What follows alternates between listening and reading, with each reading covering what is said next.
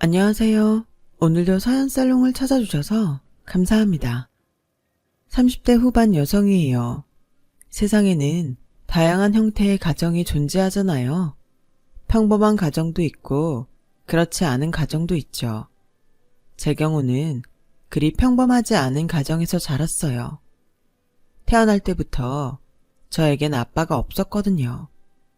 엄마와 결혼을 약속했던 아빠는 엄마가 저를 임신했다는 얘기를 듣곤 잠적해버렸어요.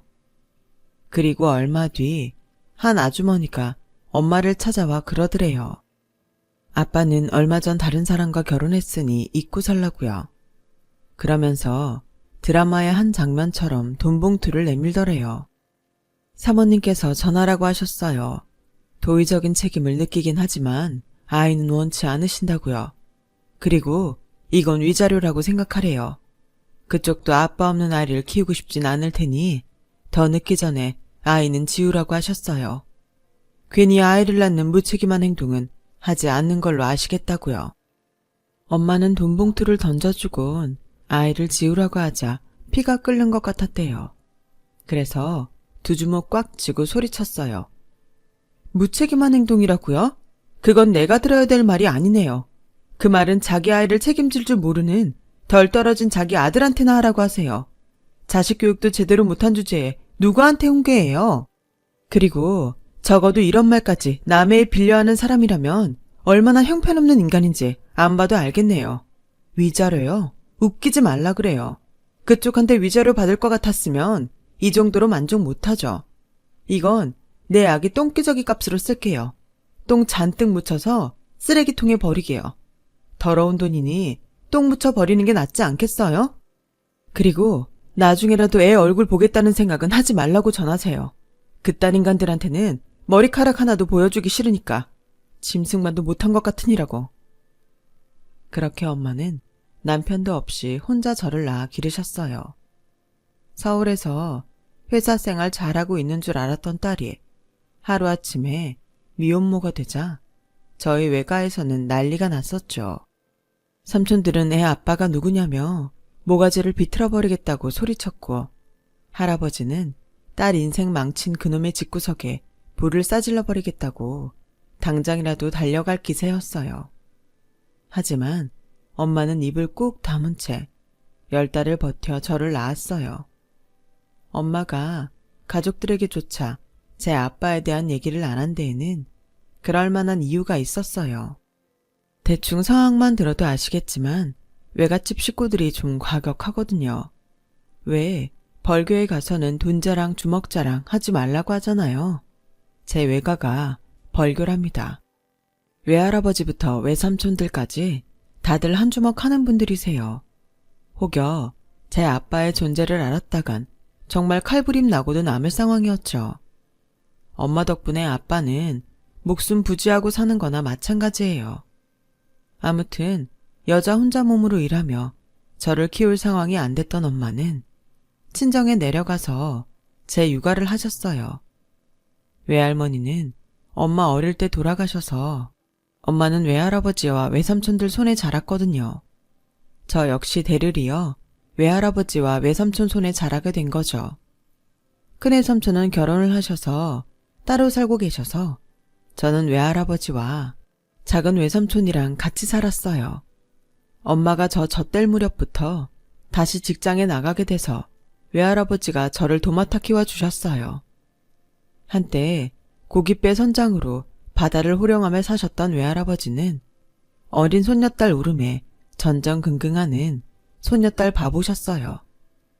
원래 운동을 하다가 부상으로 체대 진학이 무산돼 그 후로 냉동창고에서 일하는 작은 외삼촌도 저라면 꼬박할 정도로 예뻐해 주셨어요.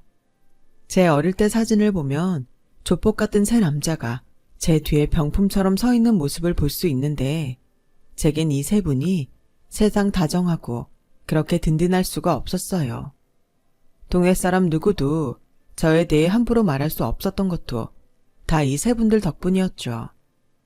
외가 식구들과 함께 벌구에서 살다가 제가 중학교에 들어가던 무렵 엄마가 서울지사로 발령나면서 저희 모녀는 서울로 이사를 해야 했어요. 할아버지는 제가 걱정된다고 서울까지 따라오시겠다고 했지만 엄마가 극구 말리는 바람에 그러지 못했죠. 아빠가 벌교 떠나 서울에서 어떻게 산다고 그래? 여기서나 큰 소리치고 살지. 서울 가면 방구석 노인네밖에 더 되겠어? 윤주 데리고 자주 내려올 테니까 너무 서운해하지 말아요. 아빠가 이러면 내가 더 힘들어. 엄마 역시 가족을 떠나 서울로 가는 게 불안했던 모양이에요.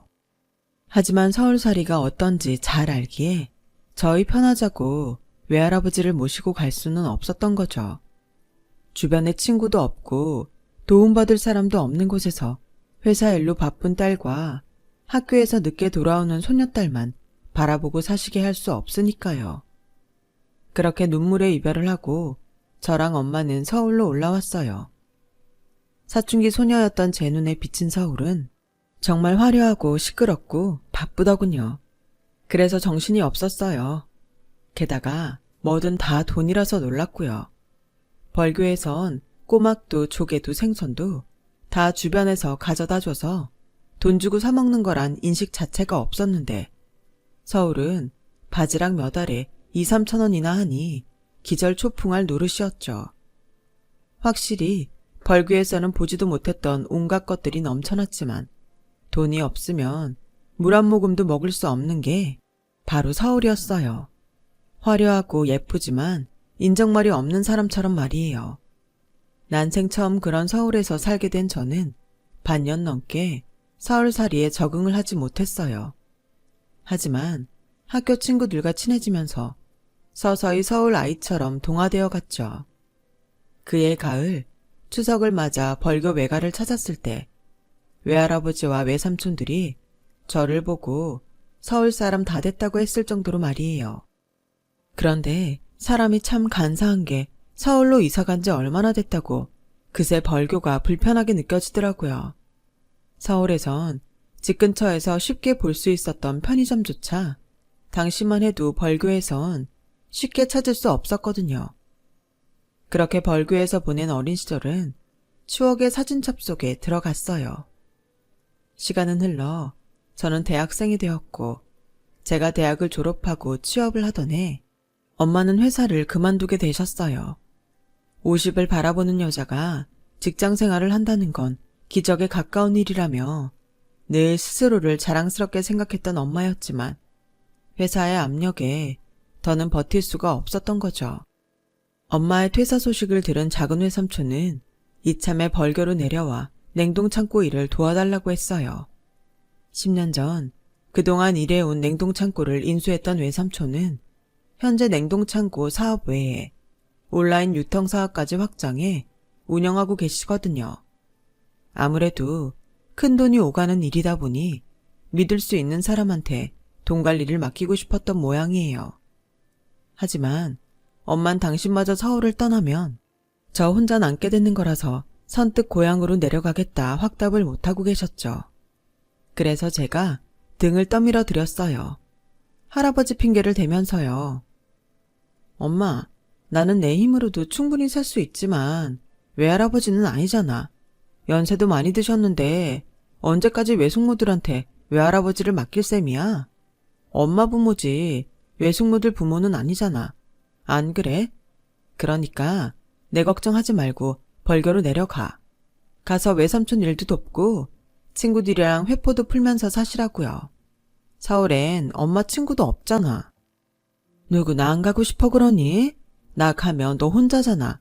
이제 막 취직해서 한참 바쁠 텐데 나라도 없으면 네가 밥이라도 제대로 챙겨 먹고 다니겠어?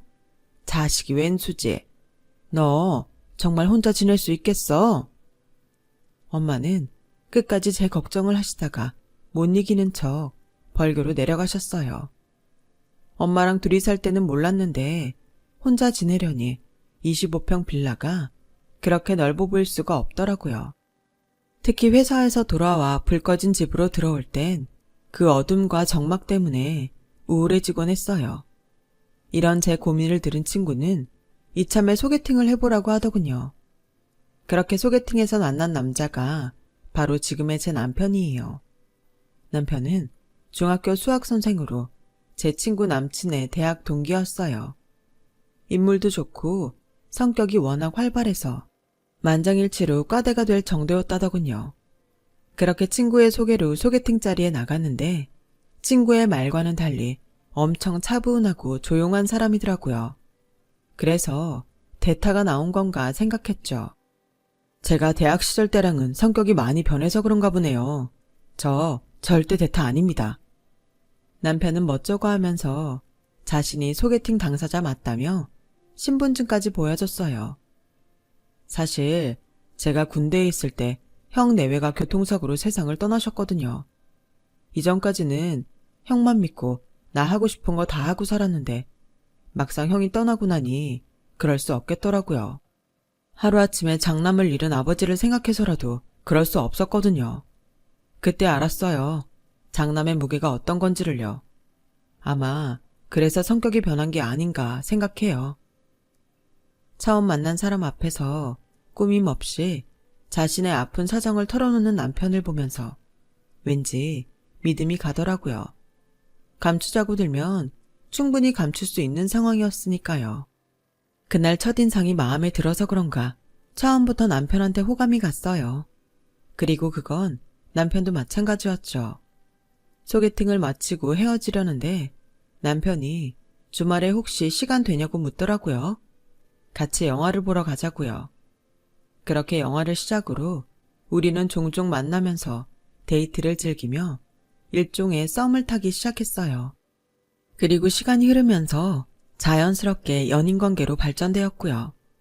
정작 저희 둘을 연결해준 제 친구는 남친과 이별을 했는데 말이죠. 몇 년 뒤 우리가 결혼을 한다고 하자 친구는 깜짝 놀라며 그러더군요. 세상에, 짝은 따로 있다더니 그 말이 딱이네. 솔직히 난 너희 커플이 이렇게 오래 갈 줄은 상상도 못했어. 그저 너 혼자 지내는 게 안쓰러워서 말벗이라도 하라고 소개시켜준 거니까. 근데 정작 나는 헤어지고 너는 결혼을 한다니 기분이 묘하다 얘. 근데 너 정말 이 결혼할 생각이야? 전 남친한테 들은 게 있어서 그래. 제 결혼 소식에 왠지 떨떠름한 표정을 짓던 친구는 이상한 얘기를 했어요. 내 남친이 군대 다녀오고부터 사람이 좀 이상해졌었대. 전에는 과 동기를 몰고 다니면서 놀던 사람이 복학해서는 완전 180도 달라져선 도서관에서 살더라나? 한 번은 내 전 남친이 집에 전화를 했었는데 이제 말 시작한 것 같은 애가 옆에서 아빠 아빠 그러더래. 뭐 본인은 TV 소리였다고 했다는데 아무렴 TV 소리를 구분 못하겠니? 암튼 네가 결혼한다니까 괜한 것도 다 걱정이 된다야. 결혼하기 전에 꼭 알아봐. 알았지? 친구는 괜히 자기가 잘못 소개시켜 준 것 같았는지 제 남편한테 혹여 숨겨둔 애는 없나 잘 알아보라고 신신당부를 했어요. 모르면 모를까 친구한테 그런 말을 들으니 괜히 의심이 가더라고요. 의심은 꼬리에 꼬리를 물어 결국 남편의 사소한 행동 하나까지 다 의심스럽기 시작했어요. 연애를 하는 동안 한 번도 저를 집에 초대한 적 없고 어린이날이나 방학 때는 어김없이 집에 일이 있다는 핑계를 대고 저를 만나주지 않았는데 그게 특히 마음에 걸리더라고요. 쇼핑몰에서 데이트를 하다가도 장난감 가게 앞에서 한참을 생각에 잠겼던 것도 그렇고요. 결혼을 안 하면 모를까 더는 이런 상태로 의심할 수 없다 싶어 작정하고 하루 날 잡아 남편한테 물어봤어요.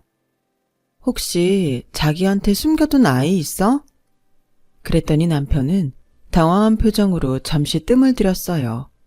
그리고는 같이 갈 데가 있다며 저를 끌고 어디론가로 가더라고요.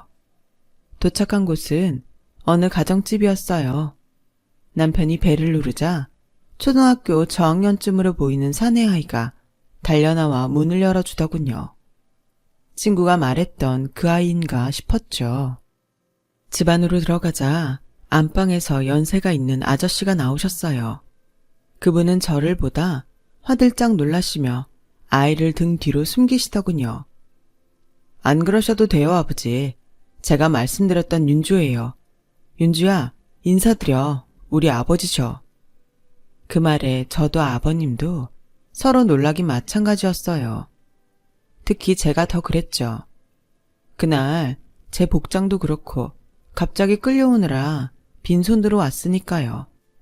그래서 어쩔 줄 몰라 하고 있는데 남편이 꼬마 아이를 불러서는 제게 인사를 시켰어요. 한솔아, 이리 와서 형수님한테 인사드려. 형이랑 결혼할 뿐이야. 에? 형이라고? 남편의 말에 놀라 자빠질 뻔했지만 아들이 아니라는 사실에 내심 안심이 되기는 했어요. 아버님은 제가 찾아올 줄 알았다면 과일이라도 사다 놓는 건데 그랬다며 미안해 하시더라고요. 남자만 사는 집이라 집에 통 뭐를 사다 놓지 않아서 대접할 게 없네요. 한솔아, 슈퍼에 가서 주스 좀 사와라. 너 먹을 과자도 좀 사오고. 아버님은 늦둥이 아들을 내보내시곤 제 손을 덥석 잡으셨어요. 잘 왔어요. 이 녀석이 통 결혼할 생각을 안 해서 내내 걱정했는데 이렇게 예쁜 짝이 있었다니 내가 이제야 안심이 되네요. 그나저나 어린 시동생 때문에 많이 놀랐죠? 초면에 부끄럽네요. 아버님은 어린 시동생은 당신이 알아서 키울 테니 혹여라도 걱정은 하지 말라고 하셨어요. 아직은 내가 돈벌이도 괜찮고 건강도 문제 없으니 막내 녀석 대학 들어갈 때까지는 거뜬합니다. 며느리한테 막내 아들까지 떠맡길 생각 없으니 걱정 안 해도 돼요. 제가 어린 시동생 때문에 결혼을 주저할까봐 아버님은 최선을 다해 당신이 건재함을 어필하셨어요. 그 모습이 왠지 짠하게 느껴졌지만 그 마음이 이해가 가더군요. 남편이 진작 집안 사정에 대해 말 안 해준 건 섭섭했지만 저 역시 제 출생의 비밀을 남편한테 말 안 하고 지내왔으니 뭐라고 할 건 아니었어요. 살다 보면 가까운 사람한테 더더욱 말하기 힘든 부분이 있는 거니까요. 얼떨결에 시댁에 인사를 드리게 된 저는 돌아오는 주말에 남편과 벌교에 내려가 인사를 드리기로 했어요. 어차피 한 번은 해야 할 일이니 후딱 해치우자는 마음이었죠. 하지만 벌교에 가기로 약속한 뒤부터 걱정이 되기 시작하더라고요. 혹여 외삼촌이나 외할아버지께서 저희 아빠 얘기를 꺼내지 않을까 걱정이 됐거든요. 남편한테는 그냥 저 태어나기 전에 아빠가 돌아가셔서 엄마 호적에 올라있다고 말해왔었거든요. 얼굴도 본 적 없고 앞으로도 만날 일 없는 생물학적 아빠에 대해 구구절절 설명하고 싶지 않아서요. 하지만 엄연히 이것도 거짓말이라서 남편이 나중에 알게 되면 오히려 상황만 곤란할 것 같았어요. 그래서 엄마한테 전화해 어떻게 할까 상의를 했더니 대뜸 말 못할 게 뭐 있어. 이제 와서 그 사실 안다고 헤어지자고 할 사람이면 이쯤에서 끝내면 되고 다 알고도 보다듬어주는 사람이라면 평생 믿고 살면 되는 거지. 내가 널 간통해서 낳은 것도 아니고 우리가 떳떳하지 못한 짓 한 것도 아닌데 뭐가 걱정이니? 엄마는 벌교로 내려오기 전에 남편한테 사실대로 말하라고 하셨어요.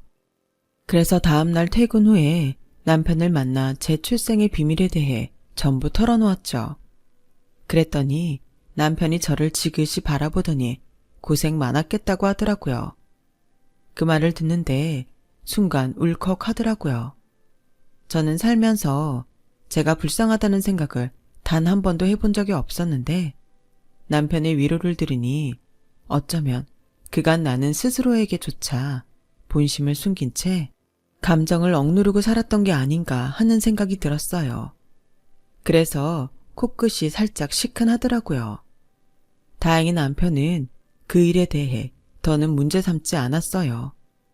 오히려 제가 걱정했던 것처럼 남편이 놀라지 않아서 이상할 정도였죠.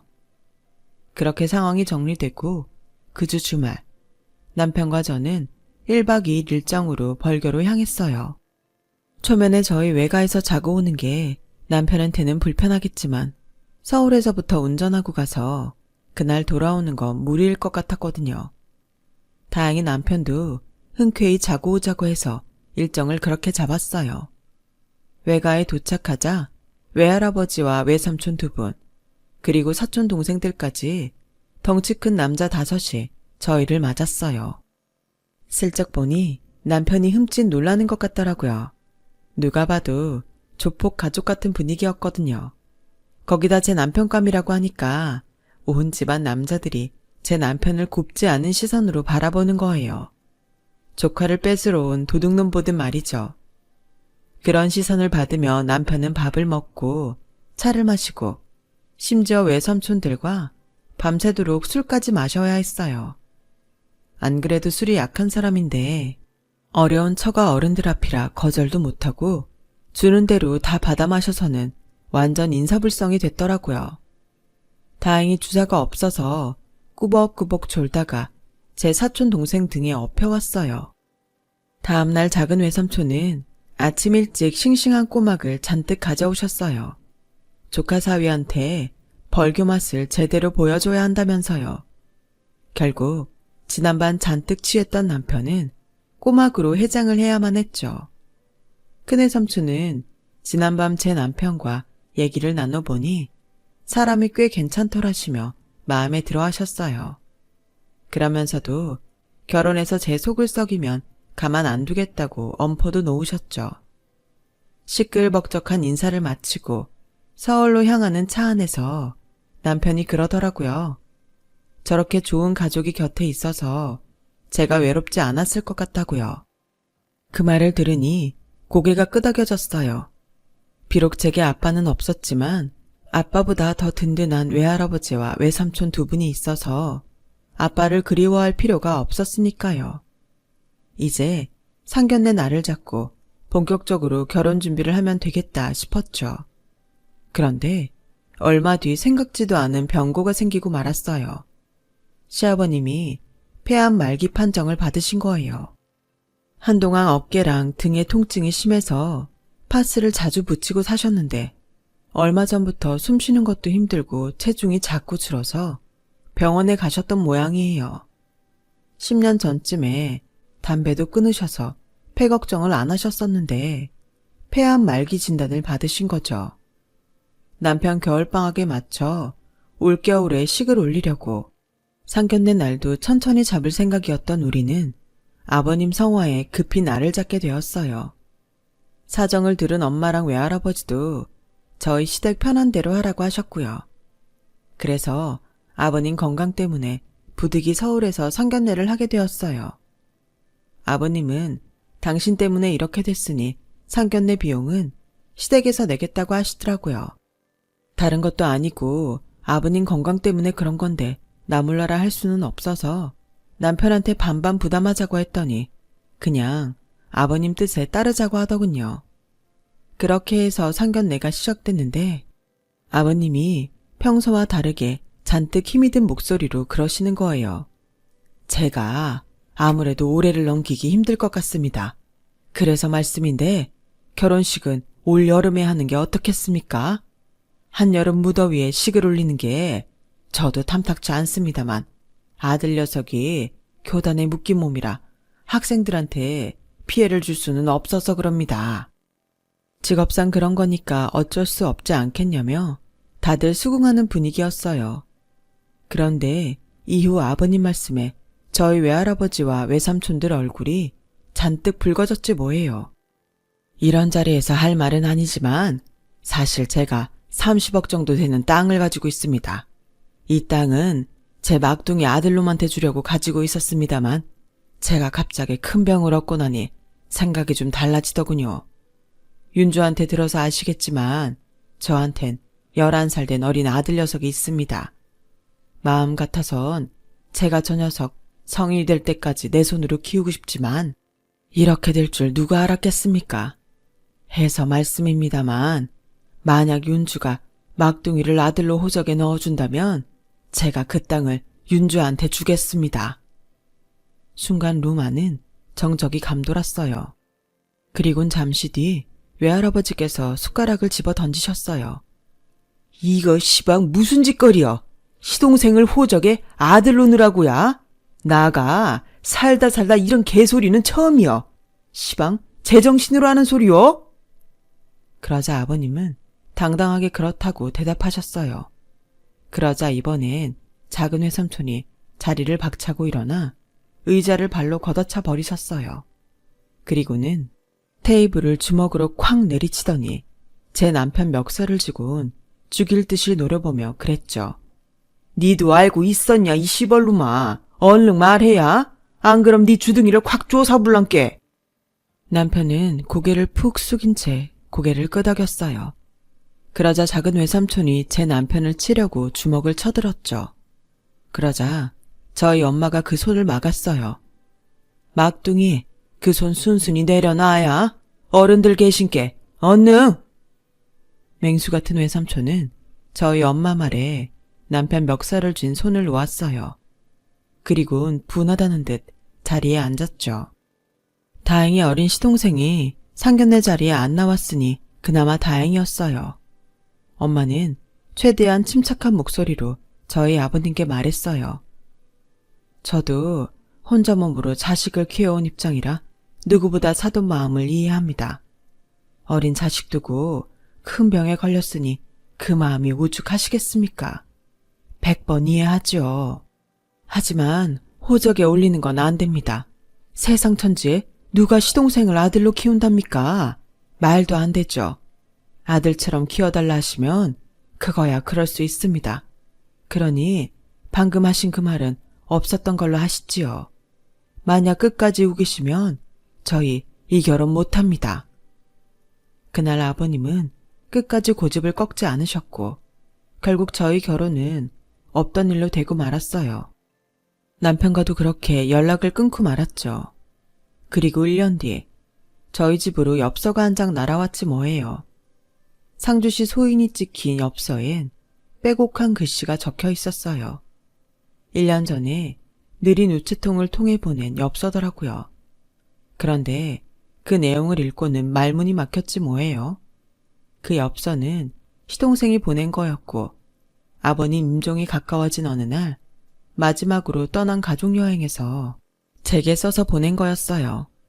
아버님과 남편이 끝까지 감추고 있었지만 시동생은 자신이 누구의 아들인지 알고 있었더라고요. 돌아가신 아주버님 아들이란걸요. 남편이 저랑 헤어지고 하루는 술에 잔뜩 취해 집에 왔는데 그때 아버님과 안방에서 한 얘기를 들었다나 봐요.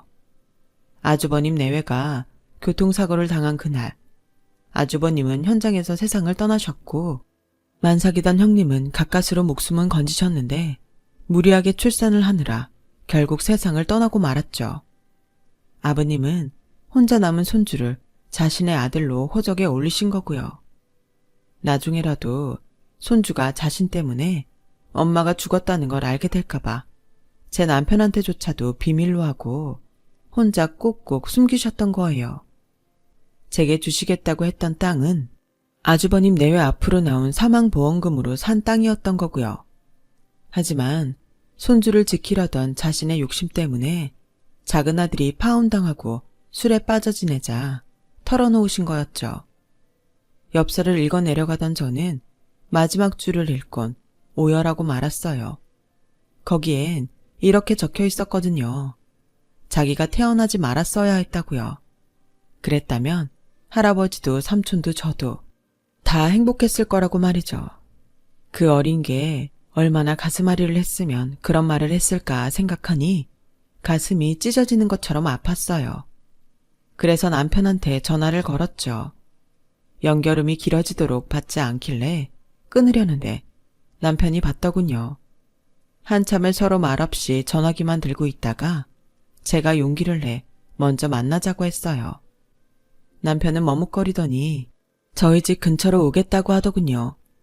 그날 우리 두 사람은 동네 놀이터 그네에 앉아 엽서를 보며 다 큰 어른임에도 꺽대며 부둥켜 안고 울었어요.